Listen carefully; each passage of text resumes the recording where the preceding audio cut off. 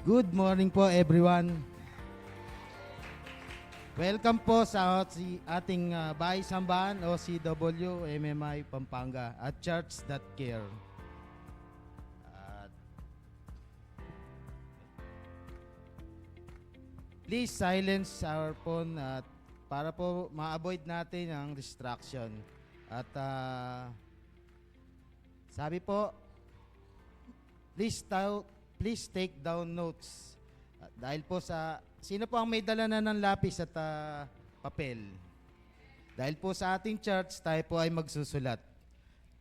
And, please invest and invite. Sino po ang may invite sa atin? At sabi nga po, bring a family and friends.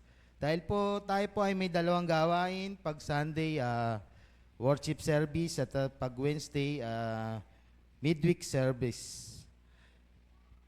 Please watch online worship service every Sunday, 8 a.m. at Wednesday, 6 p.m. At pakishare and like and follow na rin po ang ating FB page, Our Christ's Wonderful Mission and Ministries International Pampanga. At take note po, at malapit na rin po ang ating 10th year anniversary.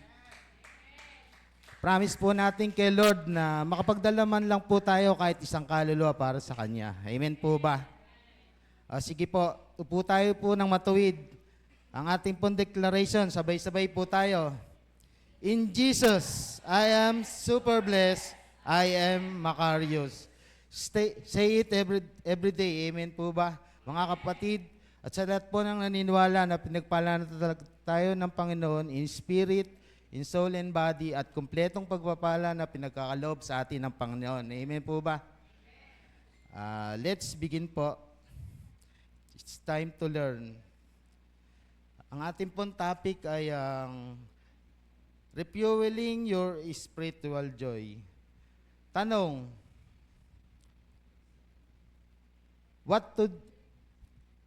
are you happy in serving the Lord? What to do when you are running empty? Pag sinabi pong empty, siyempre po, di ba, lobat na, dry na siya, wala na siyang joy, malungkot, at hindi na siya nagcha-church, hindi na rin po niya maitaas yung kanyang kamay sa pagpupuri sa Panginoon. At hindi na rin po siya makapagpasalamat sa ating Diyos.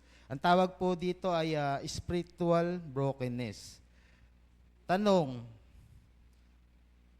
are you happy in serving the Lord? What to do when you are running on empty? Sa number 1 po, live under the blessings of God.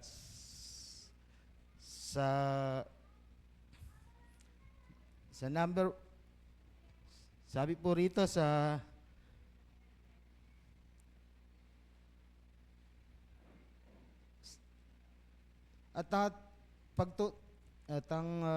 live under the blessings of God. Every proposal po, sabi po rito, every Christian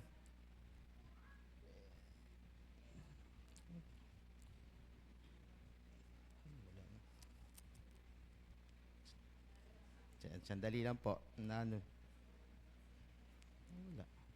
Talaga po si Lord gumagawa po ng paraan para ma-distract po. Ay, si Tan pala, sorry po.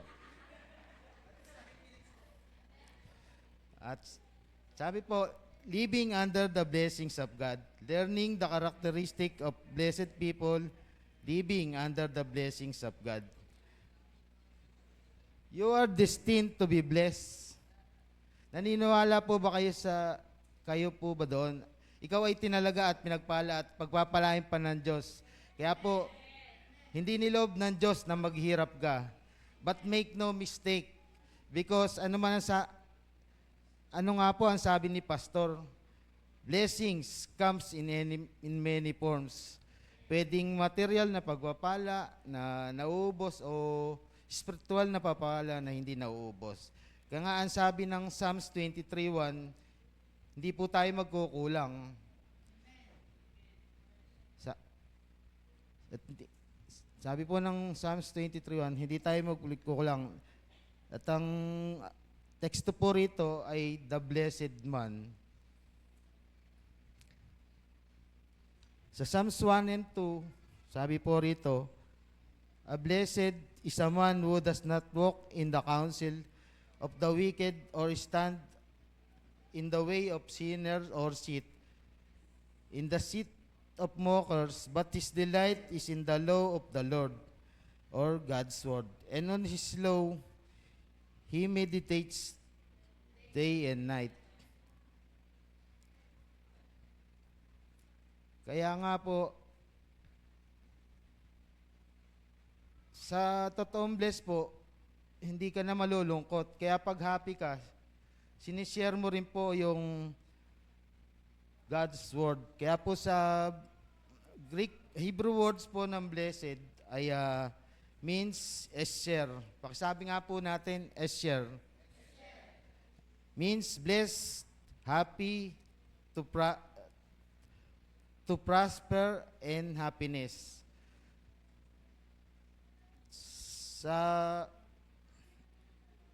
At pag totoo bless ka po, hindi ka nga po nalulungkot at happy ka. Kaya po, ibig sabihin po, madali pong tandaan yung bless.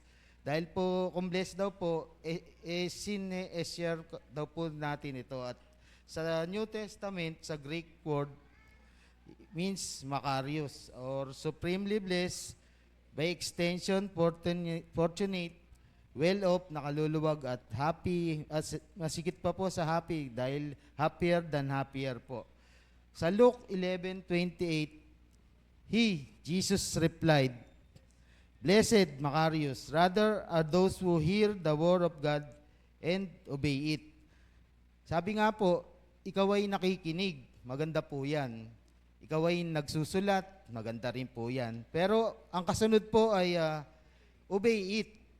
Gawin mo ito at ang iyong napakinggan at gawin mo ito, ang kalooban ng Diyos ay ikaw ay sumagana. Kaya po, palakpakan po nga natin ang ating Panginoon. Sabi nga po rito, kalooban ng Diyos ay ikaw sumagana. Characteristic of people living under the blessings of God. Sa number 1 po, separated from the world. Hindi ka na materialistic, dapat ang hinahanap mo daw po ay yung mga bagay na panlangit. At ang characteristic ng blessed people living under the blessings of God ay bali dalawa po. At ang pagtutunan po natin ay yung number 2, saturated with the word. Sabi po sa Psalms 1 and 3a, but his delight is in the law of the Lord, or God's word. Sa Hebrew word ay chipet, means concretely a valuable thing, something desired in mind. Literally praise your enjoyment, or sa Tagalog po, kinagigiliwan or inaasam-asam. Kaya tanong po, saan po daw po tayo dapat mag-enjoy? Kasi po, sabi po nung bata dyan, hindi daw po siya nalulugod, hindi daw po siya nag-enjoy sa candy, at hindi rin daw po sa laruan. Kasi po, his delight is in God's word. Do you enjoy and value? Do you enjoy and value the words of God? Ini-enjoy niyo po ba at pinalagaan niyo po ba ang words of God? Sino na po ba ang may Biblia rito? Binabasa niyo po ba? Sinishare niyo rin po ba yung natutunan niyo sa ating church? Kaya di po ba may kasabihan na pag ang tao ay kumain at nagbusog, di po ba dumidigay siya? Gayon din po sa ating church. Kung po nabubusog tayo sa salita ng Diyos, dapat po sinishare din po natin ito sa ating mga kapwa. Amen po ba?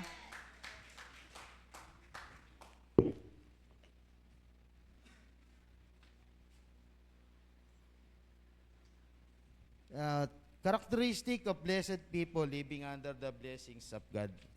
Sa letter B, you are letter A, you are spiritual fruitful. Means productive ka, nagbubunga ka sa mata ng Diyos. Amen po ba? Sigurado, tingin ng iba sa atin, wala tayong pera, wala tayong mararating. Yun ang tingin nila, pero sa mata ng Diyos, malaki po ang tsansa natin na pagpalain ng ating buhay, inside and out.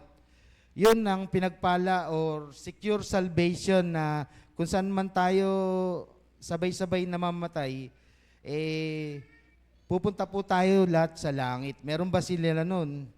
At kung may divine healing po ako galing sa Diyos, mabisa at epektibo. At kung mawala man po ang lahat sa akin ay kapayapaan, may kapayapaan ako ng isip na ibinibigay ng Diyos. Amen po ba? You are surely successfully. Sabi nga po sa Psalms 1:3a, He is like a tree planted by streams of water, which yields its fruit in seasons, and whose leaf does not wither. Whatever he does, prosper or succeed. Ang tagumpay at pagpapala po ng Biblia ay gaya ng mundo natin. Kagaya po sa tao, minsan ang tao po ay nagsasabi, ang taba-taba kanya, ang kapangit-pangit naman niya, kapandak naman kanong boyfriend mo, ganyan. Pero yan po ay human standard lang po yan. Dahil po, nang likhain po ng Diyos ang tao, di po ba ang sabi niya, maganda at nasiyahan po siya sa kanyang nilikha, di po ba? Sa iba lang po kasi, ang tingin lang po nila sa tao ay yun nga po, human standard. At pero sa Diyos po, ang tunay po na successful ay ito po yung sinasabing babad tayo sa salita ng Diyos. Amen po ba? Ito nga po ang proof sa Psalms 1 and 3.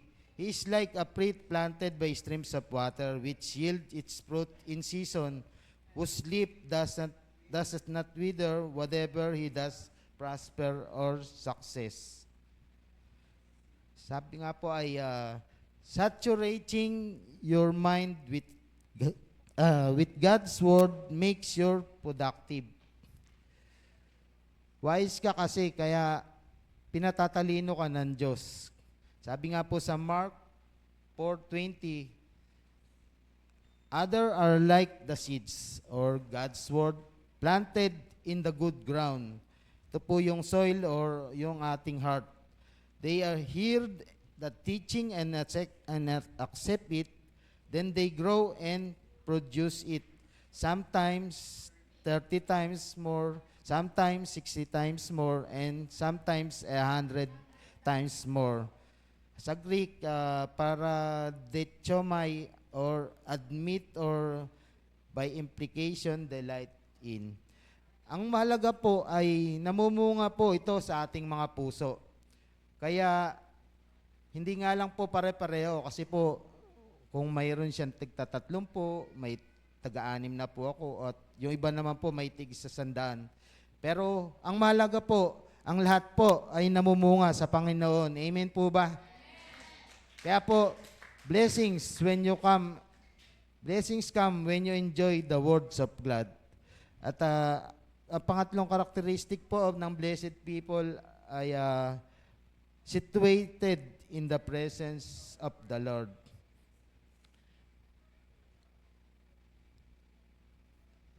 Ibig sabihin po nito ay nasa presensya po tayo ng ating Panginoon. Tanong, nasa presensya po ba tayo ng Panginoon?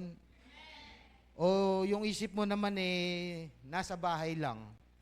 Kasi po, minsan wala yung isip natin sa church. Minsan inisip natin, naisara ko kaya yung gasol, meron pa kaya ako nilulutong sa bahay, naisara ko kaya yung bahay namin, o kaya naman po yung susi ata, naiwanan ko sa loob ng kwarto. Hindi ko nailak pati yung kwarto.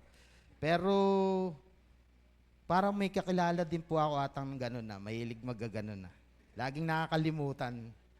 Kaya po, dapat ay magbabad tayo sa presensya ng Diyos. Kasi po, ang panganib ay laging nandyan. Pero sabi nga po ni Pastor Gani, the problem is not the danger. But presence of the problem is not the presence of danger, but your absence in God's presence. Sabi nga po ni Pastor Gani. Kaya po, pakisabi nga po na ating katabi, huwag kang a-absent. Sa Psalms 1 to 3, he is like a tree planted by the streams of water, which yield its fruits in seasons, and whose leaf does not wither, wherever he does prosper. Ang planted po sa Hebrew means shatal, to transplant a person or thing that has been transferred to another place or situation. Kaya po, by stream of water po,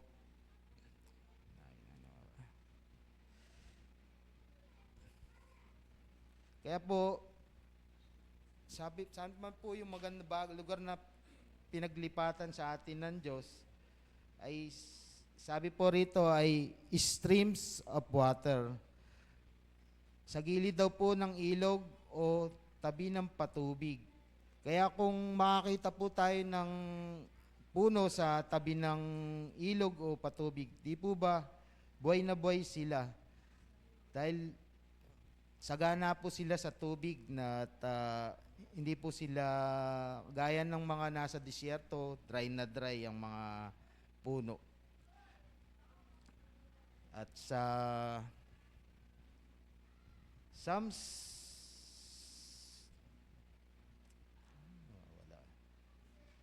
sabi nga po rito sa Psalm 63:1, O God, you are my God.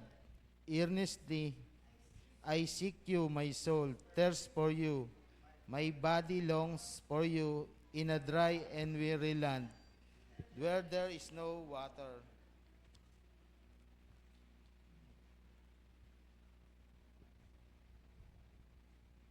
At sa Psalms 42:1 and 2, like a deer drinking from a stream, I reach out for you, my God. My soul thirsts for the living God. When can I go to meet with Him? Nagtatanong daw po yung salmista, kailan daw po ba uli magkaka-church at kailan daw po uli magkakaroon ng service? Dahil po, nauuwaw po yung kanilang kaluluwa sa salita ng Diyos.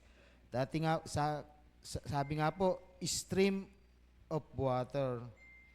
In the New Testament, it means river of life, the symbol of the great flow of life, forever renewing the fertility of land. Assume a spiritual expression of life. Ito po yung sinasabi po na ang pakikipagrelasyon po natin sa Panginoon. At sa New Testament, metaphor, streams of living water, sabi po rito, a relationship with God. At makikita po natin ito sa John 14:4. Sabi po rito, but whoever drinks the water I gave him will never thirst. Indeed, the water I give him will become in him a spring of water welling up to eternal life. Kaya po, nararanasan niyo po ba yung mauhaw at wala na po tayong mainom? Kaya po, pag po nararanasan natin yun, sa susunod po, siyempre mag-i-stock na tayo ng tubig. At it means daw po, ito rin po ay kagaya nung binigay sa atin ng ating Lord na tubig na buhay na nagbibigay sa atin ng buhay na walang hanggan. Amen po ba? Sa number 2, the abiding of the Holy Spirit. At mababasa po natin ito sa John 7:38-39. Sabi po rito, whoever believes in me, as the scripture says, streams of living water will flow within him. 39, by this he meant the Spirit or Holy Spirit. Ang tubig daw po na nagmumula sa loob natin means Holy Spirit. Ito po yung banal na Espiritu. Ito po yung banal na Espiritu at kaya nga po tayong mga Kristiyano ay nauuwaw sa mga material na bagay dahil ito po ang nagpupuno at ang Diyos po na ang Diyos na spiritual ng mga bagay na ito. At sa Revelation 22 verse 1, then the angel showed me the river of the water of life, as clear as crystal, flowing from the throne of God and of the Lamb. Sino po ito? Si Jesus.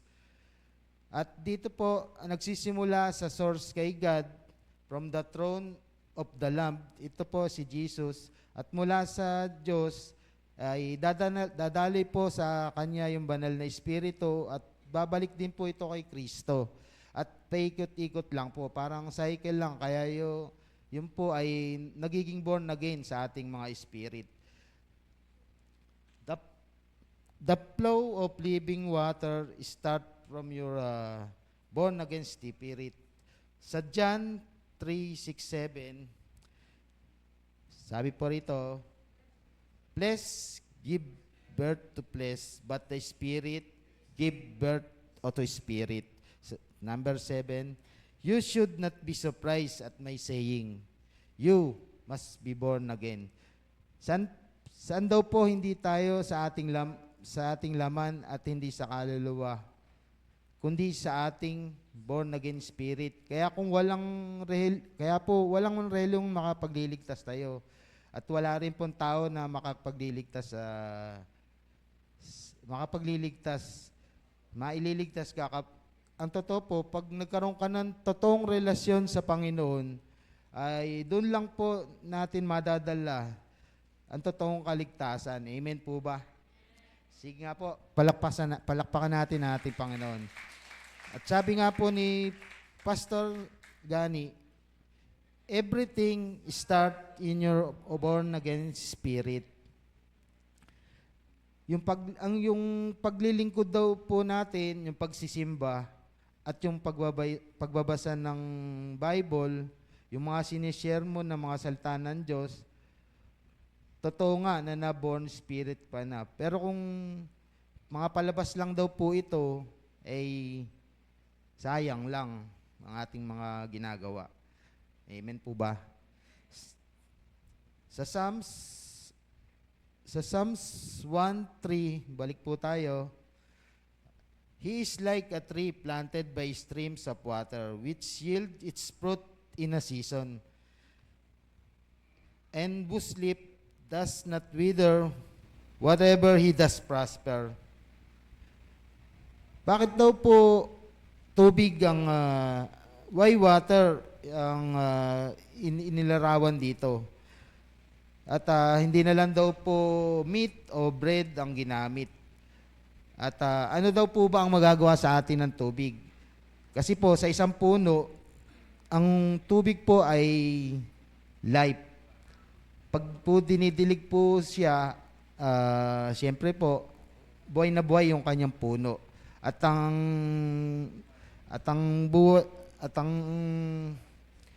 fresh at malinis na tubig na pinanggagalingan ng ating buhay ay kailangan din po ng isang tao.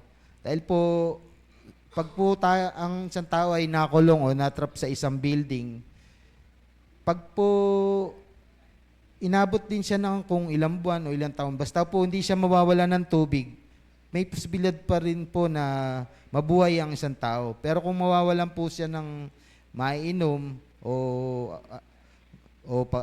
konting pagkain, sigurado pong mabilis siyang mamamatay. Kaya po, why water? The answer is water is life. Dahil po, ang tubig ay buhay. At sa characteristic of blessed people living under the blessings of God. Number 3, situated in the presence of the Lord. Ang presensya ng Lord ang nagbibigay po sa atin ng kaligayahan. Sa A po, His presence brings joy. At next po. At sabi po rito sa Psalms, sabi po rito sa Philippians 4:13, I can do all things through Christ because He gives me strength. Sa lahat daw po ng ito ay magagawa natin dahil po sa lakas na ipinagkakaloob sa atin ng ating Diyos. Pero sa verse po na ito, sa verse po na ito ay pinakabinibigyan din po yung verse 4-10. Sabi ko nga po, the Lord give me a reason to be full of joy. It is because you are able to carry me again. I know you wanted to be poor, but you did not leave. You have a way to help me. Dahil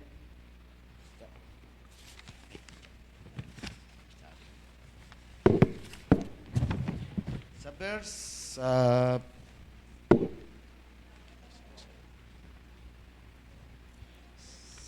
sa Psalms 16:11 ESV, in your presence there is fullness of joy, at your right hand are pleasure forevermore.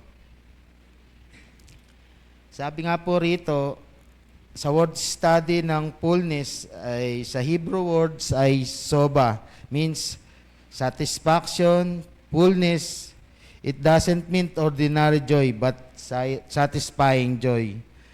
At yun nga po, sinatawag po rito na minsan daw po, isang mga mayayaman, natutulog na sa kama, may aircon, pero hindi pa sila nasasatisfy. Pero sa atin po, minsan natutulog lang tayo sa papag or sa sahig. Wala pang aircon, minsan katol lang. Nasasatisfy na po tayo. Yun po ang sinasabi na satisfying joy or soba. Sadly, the word fabricates enjoyment, and it's so much expensive. But after that, you are sad again. Yun nga po yung sinasabi na pag minsan po ay gusto po na mag-enjoy, nagkakailangan din po ng pera. At minsan gustong bumili ng isang bagay na yon, kailangan ng pera. At kung meron man, makakabili po tayo. At ngayon, kung naubos na rin po yung ating binili or ang ating pera, din nga po yung sinasabi na sad again or bumabalik po uli yung kalungkutan. Kaya po sa Acts 16:22-25, the crowd joined in the attack against Paul and Silas, and the magistrates ordered them to be stripped and beaten. After they had been severely flogged, they were thrown into prisons, and the jailer was commanded to guard them carefully. Pinahubaran po sila at pinahagupit at pinabantayan pong mabuti sa mga gwardya. 24, upon receiving such order, he put them in the inner cell and fastened their feet in that stock. About midnight, Paul and Silas were praying and singing hymns to God, and the other prisoners were listening to them. Kaya nga po, pinadala pa po sila sa kaloob-looban ng kulungan at doon sila pinakulong. Pero si Paul at si Silas po ay nakuha pa rin po nilang magdasal at kumanta ng mga himno. At ngayon, pati ang mga nakakulong doon ay nakikinig po sa kanila. Kaya po, sabi nila, hindi po dapat na malungkot. Dahil po, sabi po nila sa Philippians 4:4, always be full of joy in the Lord Jesus Christ. I say it again, rejoice. Kaya po, kahit po sa kabila ng kalungkutan, nakuha pa po nila na magsaya. Kasi po, ang nagiging kalakasan po nila ay nanggagaling sa Panginoon. Amen po ba?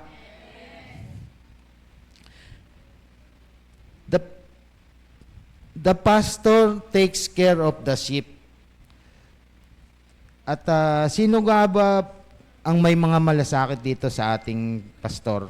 Pumalakpak nga po yung may mga malasakit sa ating pastor. Pero, tanong, who takes care of the pastor? Sino naman daw po ang may malasakit sa ating mga pastor? Sabi po sa Philippians 4:19, and this same God who takes care of me will supply all our needs from His glorious riches, which have been given to us in Christ Jesus.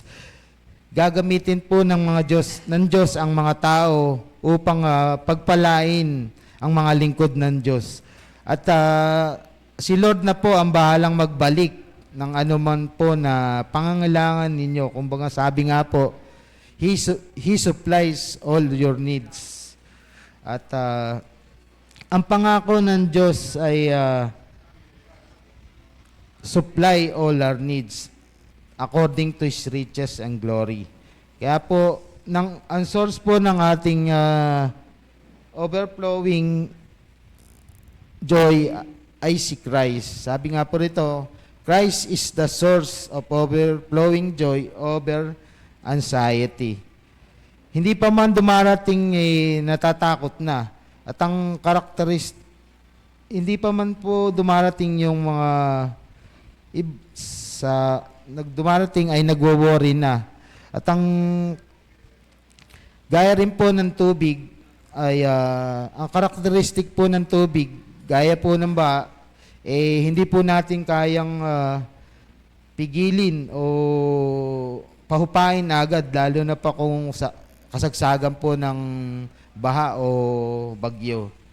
Kaya po, gaya rin daw po ng pagpapala ng Diyos na pag di raw din po kayang pigilin ng iba, basta po ikaw po ay magiging isang pagpapala or blessing, hindi rin po nila kayang pigilin yung pagpapalang ipagbibigay sa atin ng Lord. Amen po ba? Sa Corinthians 2:8, 1 and 2. And now, brother and sister, we want you to know about the grace or favor God gave the church in Macedonia. They have been tested by great troubles, and they are very poor, but they gave much because of their great joy.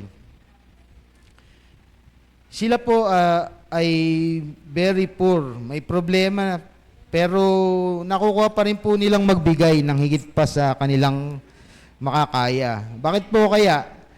Dahil naranasan po nila yung pagpapala na pinagkakalob sa kanila ng Diyos. Amen po ba?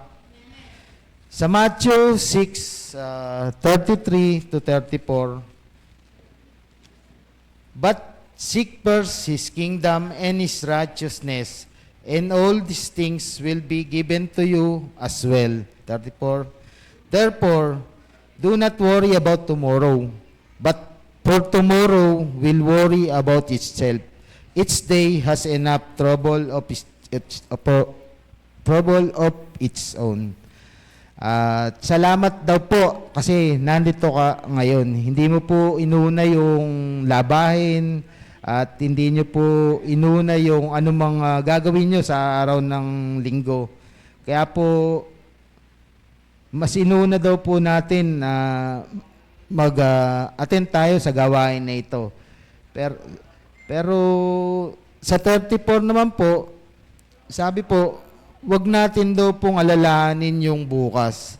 At hayaan na lang daw po natin yung bukas ang mag-alala sa Kanya. Kaya po, kung wala kang, kung hayaan na raw po natin yung bukas ang mag-alala sa Kanyang problema. Kasi daw po, kung patay na tayo bukas, makapag-alala na pa raw po tayo. Pero kung wala ka rin na Kristo, hindi ala ka rin pong langit na asahan. At kahit ano man po ang problema na sinasabi po rito, hayaan na raw po nating maproblema yung bukas. Yun po ang sabi sa verse na yan. At sa Galatians 5:22, but the Spirit produces the fruit of love, joy, peace, patience, kindness, goodness, faithfulness. 23, gentleness, self-control. There is no law that says these things are wrong. Ano po ba yung kaloob sa atin ng sinasabi po rito sa pangalawa? Hindi po likas sa atin yung maging masaya, pero binigyan po tayo ng banal na espiritu ng joy at upang magkaroon tayo ng kaligayahan. Kaya kung wala ka pa po nito, sabi po, humingi ka sa banal na espiritu. At ang banal na espiritu na ang magde-deposit sa iyong born again spirit. Kaya po, tanong, na born again ka na ba sa iyong spirit? Kaya po pala, 100 lang ang laman ng wallet nyo. Masaya na kayo. Amen po ba? Sa Roma 14:17, For God kingdom is not a matter of eating and drinking, but the righteousness, peace, and joy which the Holy Spirit gives. Hindi ka na nasisiyan sa pagkain, kasi di po ba masarap yan. At minsan din po, hindi ka na nasisiyan sa inuman. Masarap din po yan. Pero ang anak po ng Diyos, ang hinahanap po niyan ay yung kapayapaan at kutwiran at ang kaligayahan na nagmumula sa banal na espiritu. Amen po ba? Sige nga po, palakpakan natin ang ating Panginoon. Sa next, letter B, characteristic of blessed people living under the blessings of God. Sa letter B, His joy brings strength. Di ba ganato ka kung ikaw ay inspired? Di po ba? At sabi nga po sa Nehemiah 8:10, Then he said to them, Go your way, eat the pot, drink the sweet, and send portion to those whom nothing is prepared. For this day is holy to our Lord. Do not sorrow, for the joy of the Lord is your strength. Sa Hebreo po means maus, meaning a place of safety, defense, protection, and refuge. Kaya po, pag masaya daw po tayo sa Panginoon, nagiging masaya din po ang ating paglilikod. Amen po ba? Sa Psalms 37:4, enjoy serving the Lord, and He will give you what you want. Nag-enjoy ka ba pag ang naglilingkod sa Diyos? Pag nandito ka sa church, nagpe-praise and worship ka ba? Ibinibigay nyo rin po ba ng todo yung inyong palakpak? Kaya lang, minsan sabi, ang tagal naman ng service. Pero pag nag-enjoy ka sa Panginoon, ang pangako daw po ng Diyos ay para sa inyo. Amen po ba? Sa Psalm 73:26, my heart may fail and my spirit may grow weak, but God remains the strength of my heart. He is mine forever. Ang totoo naman po, nagkakasakit tayo, nangihina, tumatanda. Pero pag si Kristo po ang sentro ng ating buhay, hindi po tayo mawawalan ng kalakasan. Amen po ba? Sa characteristic of blessed people, letter C, His strength brings blessings. Sa Proverbs 14:4, New King James Version, where no oxen are, the crib is clean, but much increase is by the strength of the fox. Dito po pumapasok ang where no oxen are, the crib is clean. Dito po pumapasok yung neatness and order line, or loss, laziness, empty barn. Neatness versus usefulness. Magulo nga pero nagagamit yung isa, pakinabang. At yung isa naman po, malinis pero wala naman po pumapasok. At useful din po ito. Pero yung isa naman po, nagagamit at pakinabang. Ano po ang gusto nyo? Yung church na magulo o maraming pumapasok, maraming nag-church, o yung church din po na malinis pero wala naman din po siyang pumapasok na tao? Yung magulong church po, no? Kasi po maraming pumapasok na tao. Kaya po dyan pumapasok yung neatness versus usefulness. Sa Amos 4:6, also I give you cleanliness of teeth in all your cities, and lack of bread in all your places. Yet you have not returned to me, says the Lord.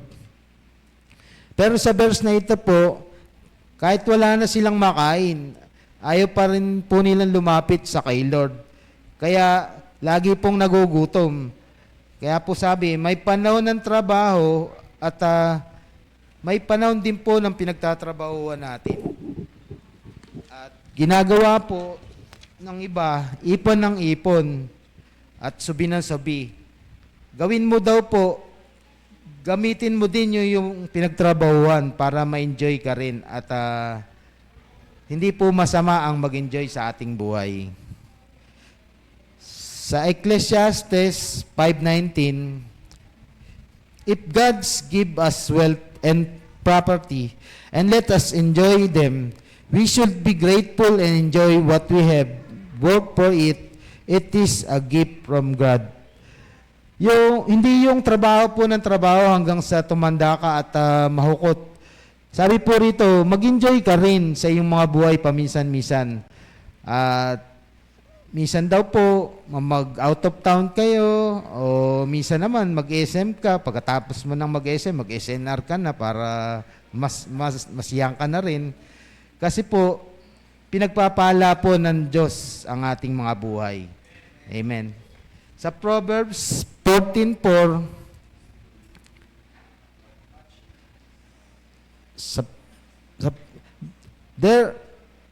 sa Proverbs 14:4, but much increase is by strength of the ox. Be useful and available for serving.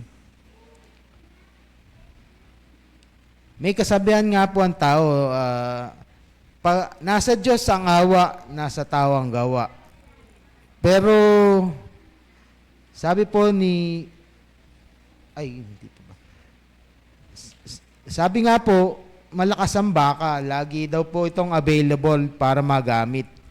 At dapat po, lagi daw pong ready yung baka sa kanyang master. Kaya habang ginagamit daw po yung baka, mas marami daw po yung pumapasok na ani. At ganun din po sa ating mga tao. Kung nais daw po nating pagpalain, magpagamit daw po tayo sa Diyos.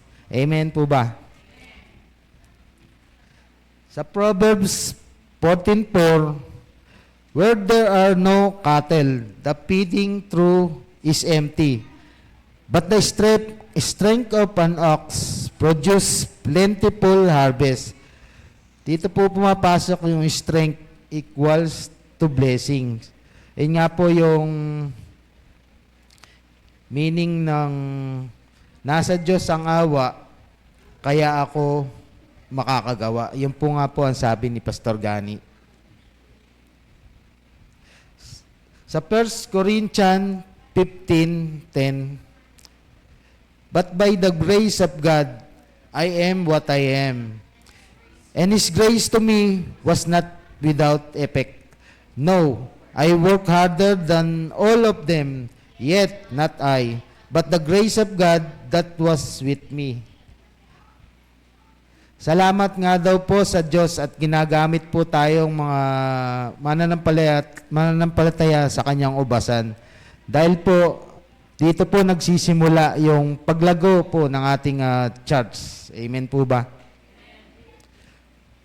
Satan will do everything to stop us from staying in God's presence, to stop you from being joyful, strong, and super blessed. Alisin ka daw po ni Satanas sa church, at alisin ka rin daw po niya sa ministry, at sa umaga, sasabihin sa'yo, masarap matulog. Bukas ka na, saka ka na mag-church, sa next week na lang. Pero, kung ikaw po ay hindi pagpapatalo sa kanya, pipigilin mo po yung kanyang mga bulong kasi hindi kanya po mapipigilang umatin sa church. Dahil si Satanas po, ayaw kanyang maging happy. Gusto kanya talaga sad ang buhay mo. At ang pinupuntirya nga po ni Satanas ay yung malalapit nga araw po sa presensya ng Diyos. Ikaw yun po. Amen po ba? Kaya po sabi sa John 10:10, the thief, si Satan, comes only in order to steal, kill, and destroy. Sabi nga po rito, si Satanas daw po dumarating sa ating mga buhay upang magnakaw, pumatay at i-destroy ang ating buhay, mangwasak. Pero ang good news po, sabi dito, ay Jesus came that they may have and enjoy life and have it in abundance to the full till overflows. Amen po ba? Sa Psalms 84, 5-6, great blessings belong to those who depend on you for strength. Their heart desire is to make that trip to your temple or God's presence. 6, they travel through Baca Valley, which God has made into a place of spring. Autumn rains forms pools of water there. Pero ang Diyos daw po ang nagbibigay ng tubig ng buhay. Kaya po, ang tanong, ikaw ba'y malungkot? Pero pag nasa presensya ka ng Lord, hindi ka na luluha at hindi ka na malulungkot. Kaya po, pakisabi po raw po sa katabi ninyo na Nandito ka sa bahay ni Lord, huwag kang malungkot. At last verse na po tayo. Ay, malapit na po tayo matapos. Sa Psalms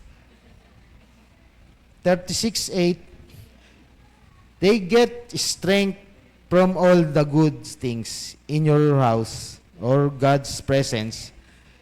You let them think up from you, wonderful river.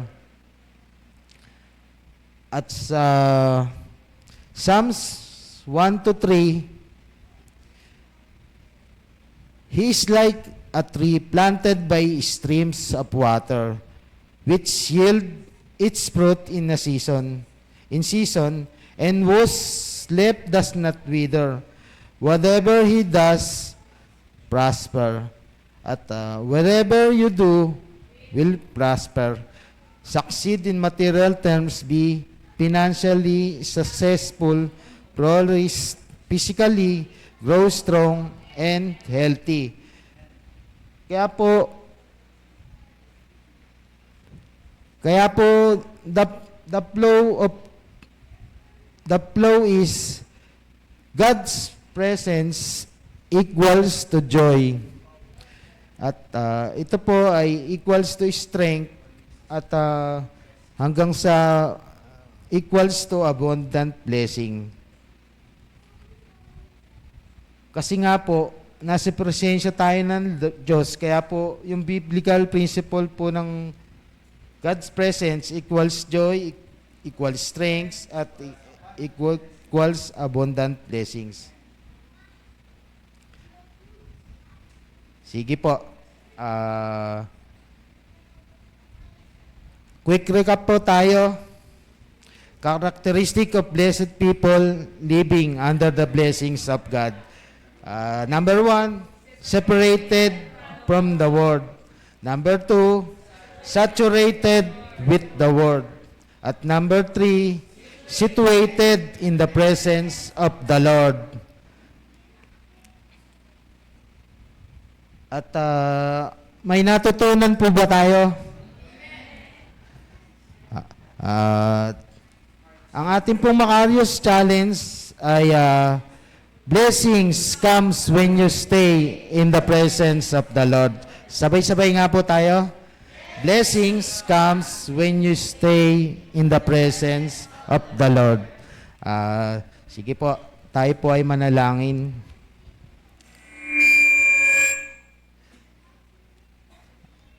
Panginoon Diyos, salamat po dahil hindi niyo po kami natagpuan sa man lugar, kundi natagpuan niyo po kami dito sa inyong bahay-sambahan. Salamat, Panginoon. Gaya po sinabi ninyo, sinabi ng salmista na, better is one day in the house of the Lord. Panginoon, wala na po kami ngarin na sa buong linggo ay makapunta po kami ng inyong bahay-sambahan at makatin sa inyong mga gawain dito sa aming bahay-sambahan. Dahil po, lahat po ng magandang bagay na ito ay dito lang po namin natatagpuan sa inyong presensya sa aming bahay-sambahan. Ang hindi na sisira at hindi na uubos, hindi na nanakahuman na kailanman. Panginoon, salamat po at nariyan ang iyong mga salita. We choose your presence at may pangako ka, Panginoon, sa mga kapatid kong narito na nagbigay ng oras at panahon para sa iyo. Huwag niyo po silang bibiguin. Ibuhos niyo po yung masagana niyo pong pagpapala sa kanilang mga buhay at sa kanilang rin pong mga negosyo, Panginoon. Kayo rin po ang bahalang magpala po rito, Panginoon. At Lord God, ingatan niyo po silang lagi sa araw-araw na pamumuhay at sa kanilang paghahanap buhay. At sa oras din po na ito, ako po ay nagbabaka sakali na mayroong gustong maging anak ng Diyos at gusto pong maging tagapagmana ng kanyang kaharian. At sa maiksing panalangin po ito, sumunod po kayo sa aming panalangin. Panginoong Hesus, pinupuro kita at pinasasalamatan. Sa oras na ito, maraming salamat po at tilala mo ako sa lugar na ito. Panginoong Hesus, patawarin po ako sa mga lahat po ng kasalanan na aking nagawa. Mula nung aking pagkabata hanggang sa kasalukuyan. Panginoong Hesus, tinatanggap kita bilang aking Diyos at sariling tagapagligtas. Banal na Espiritu, mag-ari ka po sa aking buhay. Ama naming Diyos, ikaw na po ang masunod sa aking buhay. Salamat po sa dakilang pag-ibig na ipinagkaloob niyo po sa amin. Sa ngalan ng Ama, ng Anak, at ng Diyos Espiritu Santo. In Jesus' name we pray. Amen. Ako na lamang po ang mananalangin. Congratulations po sa kapatid na sumaway sa maiksing panalangin at ito po ng pagtanggap. Sabi nyo nga po sa John 1:12, kung sino man po ang nanalig at nanampalataya ay bibigyan nyo po ng karapatan na maging anak ng Diyos. Kaya po Lord, sa kapatid po naming sumabay, kayo po ang patuloy na humipo sa Kanya, palaguin niyo po ang Kanyang buhay spiritual at Lord, kayo po ang laging mag-provide ng kanilang pangangailangan, Panginoon. At patuloy niyo po siyang palaguin at makapaglingkod din po siya sa inyo, Panginoon. At huwag niyo po siyang pagkukulangin, Father God. Gayun din po ang aming mga kapatiran, Panginoon. At salamat po, Lord God. Maraming salamat po ng marami, Panginoon. Ito po ang sa amin panalangin. In Jesus' name we pray. Amen and amen.